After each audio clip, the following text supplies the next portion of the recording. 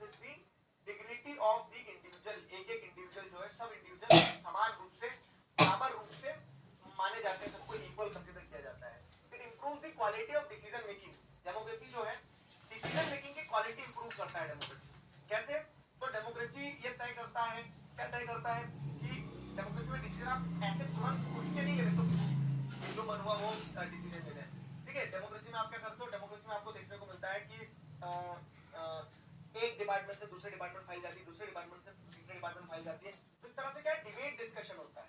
Debate discussion से quality of decision निकल के आता है। डिबेट और डिस्कशन से क्वालिटी ऑफ डिसीजन निकल के आता है। समझना है? तो ये डेमोक्रेसी का फायदा होता है, डेमोक्रेसी का एक फायदा होता है। तीसरी चीज क्या है कि democracy enhances the dignity of the individual. Democracy आपके इंडिविजुअल्स की डिग्निटी को एनहांस करता है। डेमोक्रेसी क्या करता है? हर व्यक्ति को समान रूप से देखता है। ठीक है, ये तो बता दिया, क्वालिटी हो गया, डिग्निटी हो गया, क्वालिटी ऑफ डिसीजन भी बता दिया। Democracy provides the methods to resolve conflict. मतलब डेमोक्रेसी में क्या हो रहा है ना, डेमोक्रेसी में आपको देखने को मिल रहा है कि अगर दो ग्रुप्स के बीच में लड़ाई हो गई है तो दोनों ग्रुप्स को रिजॉल्व, लड़ाई उनकी सॉल्व करने की बात की जाती है। डिक्टेटरशिप में ऐसा नहीं है, ज्यूस और आर्यंस के बीच में लड़ाई हुई तो ज्यूस को मार दो, खत्म, ना रहेंगे ज्यूस, ना रहेगी प्रॉब्लम। ऐसा डेमोक्रेसी में होता है। डेमोक्रेसी में आप अलग अलग ग्रुप्स के बीच में कॉन्फ्लिक्ट है तो कॉन्फ्लिक्ट को रिजॉल्व किया जाता है। और last point, democracy allows groups to correct mistake.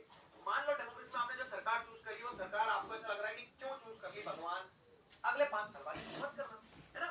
तो डेमोक्रेसी क्या करती है? Democracy allows you to correct your own mistakes. It allows you to correct mistakes. ठीक है, और इन्हीं सारे कारणों से आप क्या कह सकते हो कि democracy is better than non democratic system. समझ गए?